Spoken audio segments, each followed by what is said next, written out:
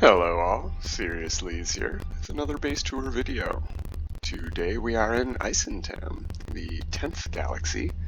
It is a green galaxy filled with lots of lush planets of pretty good weather oftentimes.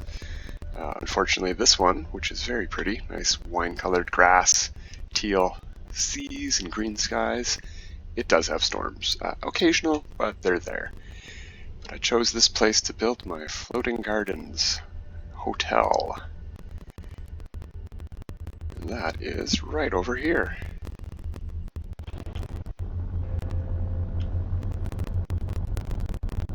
We're going to take a little quick flyby, then we'll land and go through it. As you can see, this is not a high orbit base, or a low orbit base, I guess you would call it.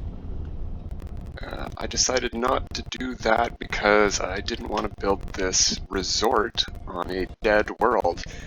And dead worlds are really where low orbit bases work best because they don't get up into the cloud layer, preventing you from seeing your build. And they don't, you're not too far away from the planet. Because you do want to see the grass and the trees. You want stuff to draw on the ground when you're in the base. And in a low orbit base, you're pretty far away from the planet.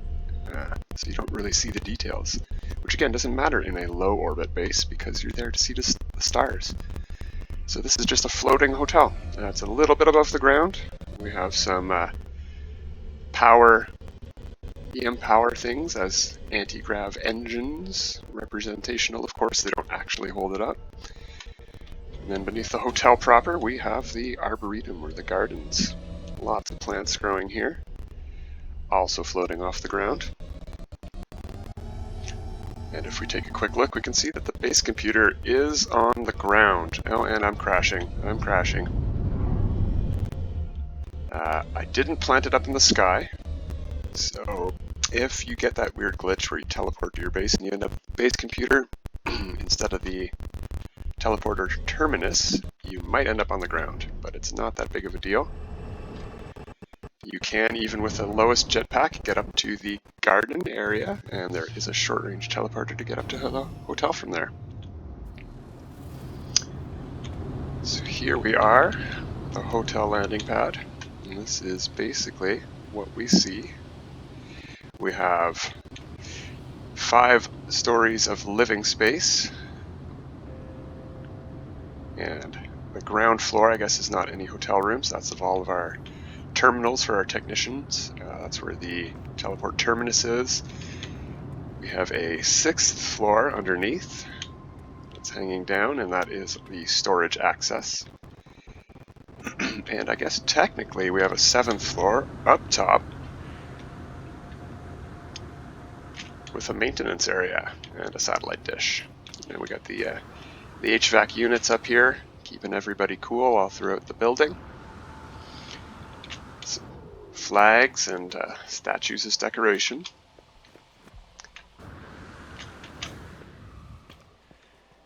We have some viewing areas connecting the landing areas together.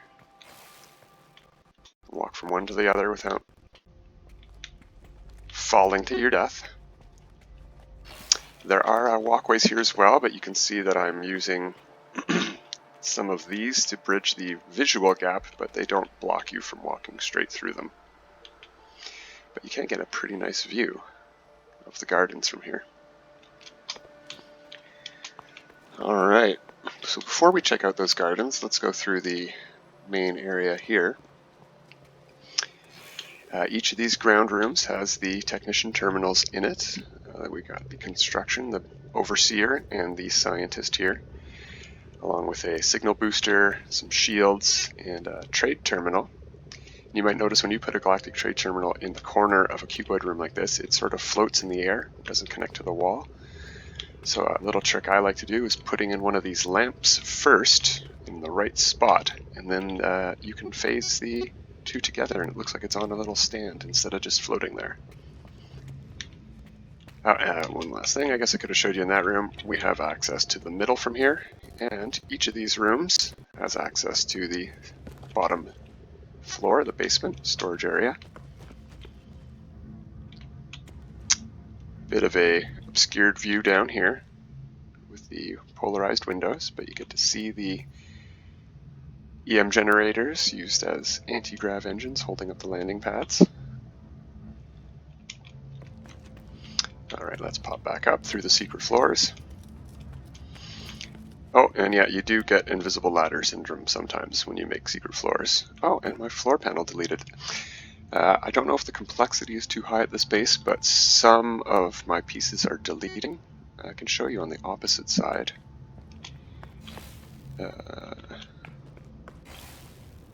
See, there we go. This is basically what I had going on in each of the rooms. I'm not sure. Yeah, there we go. Yeah. So one of them is missing a floor panel. I'm not sure if it's just not drawing or if it deleted and didn't save. Oh well. Oh well. So I think we've gone through all of these rooms now.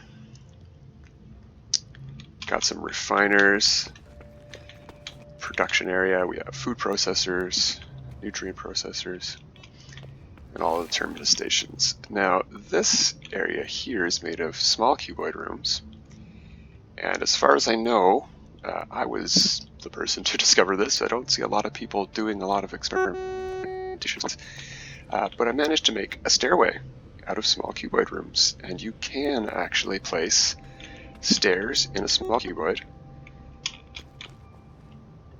with small cuboids above and beneath it. It's not exactly intuitive. You have to do a lot of deleting of small cuboids and then placing, and you can't have a floor panel in underneath the stairs afterwards, so you can fall down to the next level. So let's go back down to the ground floor, and I'll just show you something I did. I added these little wall panels here with a number on them to tell you which floor you are getting to. And you can see I've put the 3 up top and 3 down low, and that helps you when you're coming down the stairs to see which floor you are going to. Now unfortunately, as I've mentioned several times, I've run out of base building parts in the save, and I did that while this build was on pause. I didn't know what to furnish each of the suites with, and I just put this build on pause, did some other builds, and I'm out of base parts. So I can't really finish or furnish this build, because I think furnishing is the last bit of finishing I need. So similarly, I had these doors working, but I think what's happened now that I remember is that I crashed and it didn't save. But I had a power switch on both sides of the door, and now I do not. There's some weird wiring showing, so I must have had a crash before I finished saving. That's probably where that floor panel went as well downstairs. But we're pretty much done on this build. We just have a bunch of empty hotel suites. So you can see each floor has 4 rooms. So you can make yourself a bedroom, a kitchen, a workroom, or a playroom. Anything you'd like for your suite. The whole floor is yours, because unfortunately this stairway method does not give you access to make 4 wings on just a 3x3 cuboid room. So let's hop up all the way to the top, floor 5. You can see we have a hole in the ceiling. I didn't want to drop a ladder down. It looked a bit weird. But this gets us up to that maintenance room here, where we can access the batteries and see how much power we're over-generating. Yeah, it's only more than 3 times as much as we need. It's nothing. It's nothing. Not any kind of overage there. Oh wow, look at that. I have not seen the birds up that close before up here. Cool. Really big guys. Cool, cool.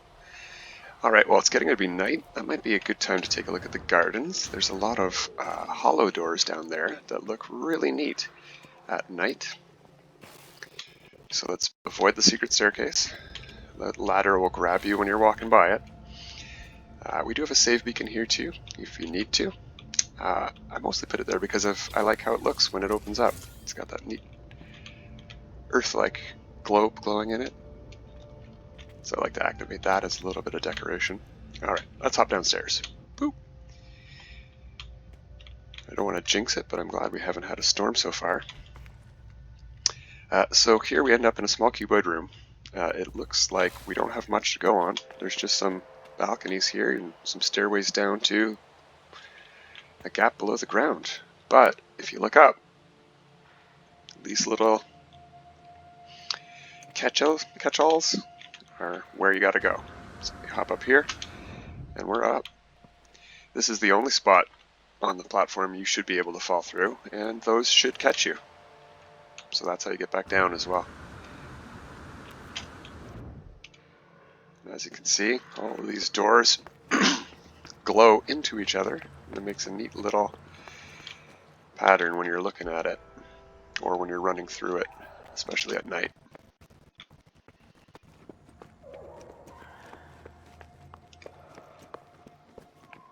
And again, this is not exactly for decoration.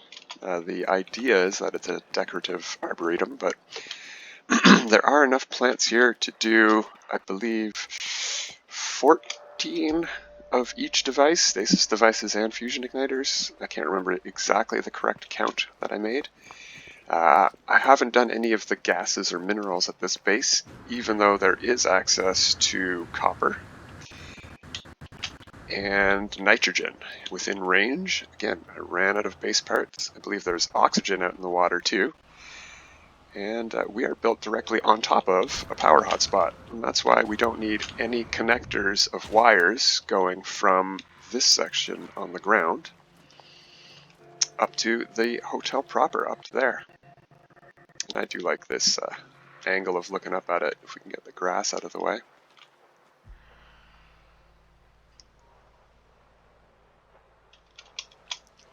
And I thought it was a pretty cool effect to have these things as anti-grav engines, phased upside down.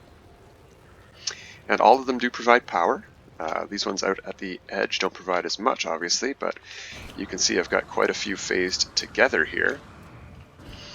And why do I have a power cord coming? Oh, right, yeah, to power these things on the ground, obviously automated feeder units need power, but you don't get very many animals up in the sky.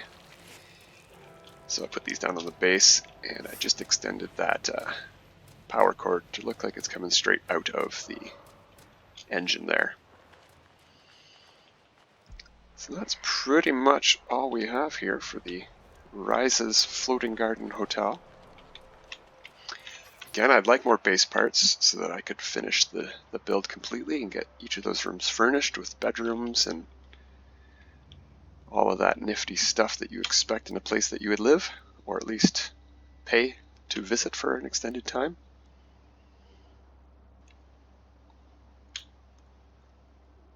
I'm probably not going to be able to get too much higher because I'm on the ground. Oh, look at that. That's great. Certainly a very nice and impressive look from the outside. If I could get it furnished, I think it would be a great build overall. And yeah, here we are. That is that. And obviously the portal address in the bottom corner, we are in Eissentam. You won't be able to get here to visit if you're in Euclid or another galaxy. And you can see I've changed my head. The new amazing lighting effects are a little bit too vibrant on the old Korvax head. Instead of the old flat computer monitor glow that they used to have, it's now more like neon lights, and it's still really nice, but it's just not my cup of tea. And so I switched my head. Sparse Horizons it is. It's a very cool helmet. Stop looking around. Look forward. There you go. Alright, everybody. Have a good time. We'll see you next time. I'm going to be touring my main base where I spend almost all of my time. Nothing quite as fancy as this. It's another legacy base that I've been building since the beginning of my save. But that's where we're headed next time. Till then, have a good time.